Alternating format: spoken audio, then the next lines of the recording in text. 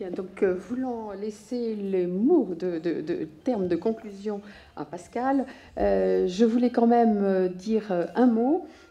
qui nous concerne tous. Nous allons essayer de mettre en place une société d'OAD française, francophone, et je vous invite tous à nous rejoindre dans ces sociétés, c'est-à-dire à faire savoir que tout le monde est le bienvenu, à condition, bien entendu, qu'il s'intéresse à ce type de problématique. Et donc, j'espère que des gens comme Pascal Briand, mais aussi les directeurs des ITMO que j'ai pu rencontrer, ou voire même de l'ANR, vont nous aider à faire en sorte que cette problématique devienne quelque chose de très vaste et de transdisciplinaire. On a prononcé ce mot tout à l'heure, mais je crois que c'est vraiment ça dont on a besoin, que ce soit des sciences molles ou des sciences dures, on a besoin de tout. Donc je laisse la parole à Pascal Briand, que je remercie d'avoir bien voulu venir donner des quelques mots de conclusion.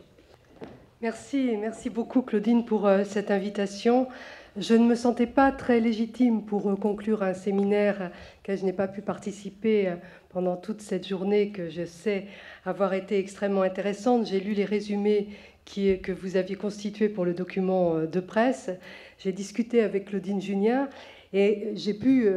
heureusement écouter la fin de votre table ronde et l'exposé qui vient d'être fait de Jean-Pierre Poulain. Et dans la réflexion que j'avais eue pour cette conclusion, c'est vrai que j'ai des lignes, des fils d'Ariane qui se recoupent avec, mais beaucoup moins développés, avec ce que vous avez présenté. Et en fait, bien sûr, je vis ce que vous avez présenté avec la vision actuelle de ce qui est mon métier, à savoir la gestion de risques finalement, et donc avoir la nécessité face à ce qu'apporte la science, face au contexte dans lequel se produit cet apport de connaissances, c'est-à-dire le contexte sociétal au sens large, avoir à prendre une décision qui est toujours la décision la moins mauvaise possible et le plus à temps possible. Et donc, comment cela se passe? Et pour quelqu'un qui vient du milieu de la recherche et donc qui a effectivement pensé ces différentes façons de voir comment se stabilise à un moment une, entre guillemets, vérité scientifique, puis se déplace cette vérité scientifique au fil du temps. Comment ensuite se trouve portée la controverse et comment on peut s'appuyer sur les éléments de la controverse pour mieux prendre une décision, justement.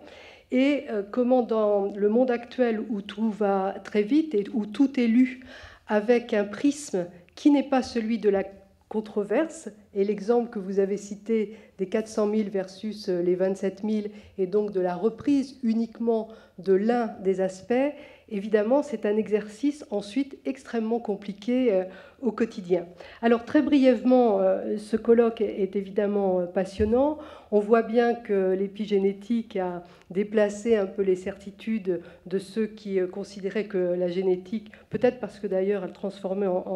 d'autant plus en certitude qu'ils avaient eu eux-mêmes du mal à intégrer la génétique et la génétique moléculaire dans leur propre réflexion, et donc se sont trouvés d'autant plus déstabilisés par le concept d'épigénétique. Donc c'est vrai que cette question, ce colloque, ça éclaire, c'est assez éclairant, parce que l'on voit sur la problématique biologique cette ligne de déplacement à un moment où on évoque des possibles déplacements de théories très assises. Récemment, la vitesse de la lumière s'est trouvée un peu ébranlée. On ne sait pas encore si elle le sera complètement, mais on est bien, quand on est scientifique, en permanence confronté à cela, et de fait à la résistance de ce qui a été le plus solide et à la nécessité pour autant de taper dans le mur. Et cet exercice est le quotidien, évidemment, des scientifiques. Le deuxième aspect épigénétique, et puis c'est déterminant précoce, et la question de la temporalité m'est apparue comme extrêmement marquante, évidemment, dans vos problématiques, avec la temporalité d'une part de la recherche, le temps de l'observation, de données, la force des modèles animaux, la nécessité d'avoir des moyens d'établir de façon solide des liens de causalité, et puis ensuite de comprendre des mécanismes pour aller plus loin. Et puis se pose la question, celle qui m'habite actuellement, de l'utilisation de ces nouvelles connaissances pour basculer vers des recommandations, vers des orientations qui permettraient à chacun de mieux vivre en évitant les amalgames, en évitant d'être emporté par les affirmations les plus faciles dans le contexte où elles sont émises. Et donc, entre emballement sur un axe qui, à un moment donné, est emporté, même s'il repose sur des faits scientifiques, mais se trouve amplifié avec des haut-parleurs tels qu'il apparaît être la seule vérité, alors qu'à côté, il y a évidemment les éléments qui sont ceux de la controverse, et l'équilibre doit être trouvé et pris dans la décision qui suit. Et le deuxième point qui me semblait très emblématique de votre thématique, c'est au sens propre l'élargissement. Alors l'élargissement temporel, je l'ai déjà dit, entre finalement ce qui était considéré comme le point de départ, notre inné, et puis ensuite des impacts liés à l'environnement, quel qu'il soit. Cela a été très bien décrit par Jean-Pierre Poulain. Et donc là, élargissement du temps avec l'idée qu'en amont, que très tôt, que pendant la gestation, voire dans la vie des parents au moment de la constitution des gamètes, déjà une influence s'exerce. Donc élargissement dans le temps, élargissement aussi du nombre de déterminants pouvant impacter notre vie, et donc avec ensuite la question de la place entre le caractère, l'individualisme, et puis ce qui est au contraire finalement l'expression d'une sorte de solidarité. Donc dans l'élargissement du temps, il y a une sorte de solidarité générationnelle et donc une responsabilité très amont par rapport à ce qui peut être la qualité de vie de génération des enfants ou de générations futures, que l'on voit aussi à l'œuvre en pensée, je pense assez marquante dans le contexte actuel, dans les réflexions sur la responsabilité de nos actions sur l'environnement futur. Donc on est quand même dans un moment où on prend conscience d'une façon générale d'une complexité plus grande, d'impacts plus diversifiés de différents facteurs sur ce qui conditionne le bien-vivre ultérieur. Et en même temps, dans ce que vous avez développé, il y a la notion de point critique, et donc l'idée qu'il y a des moments peut-être clés qui sont notamment les jeunes enfants en amont, etc., des moments où on va pouvoir à la fois qui sont extrêmement marquants, possiblement négativement, ou bien avec des possibilités au contraire de corriger le tir. Et donc peut-être faut-il voir là un espace l'espace de liberté, d'une certaine façon, peut se trouver réduit ou augmenté selon la lecture, et en tout cas il est à géométrie variable en fonction des points critiques par rapport aux influences que vous décrivez. Donc j'avais un peu eu à l'esprit ces différents points. Et ce que je voulais vous dire, c'est que dans la politique publique de l'alimentation qui a été construite dans le Programme national de l'alimentation, en réalité, les éléments qui ont été abordés aujourd'hui sont à l'œuvre. D'une part, l'alimentation conçue dans sa globalité et pas segmentarisée, ce qui permet d'éviter effectivement des positions abruptes, trop tranchées, et d'autre part une vision de l'alimentation purement sous l'angle nutrition, purement sous l'angle de l'accessibilité et donc du problème de niveau de vie, purement sous l'angle d'une alimentation dont les modes de production seraient perturbantes pour l'environnement et donc se doivent d'évoluer, ou bien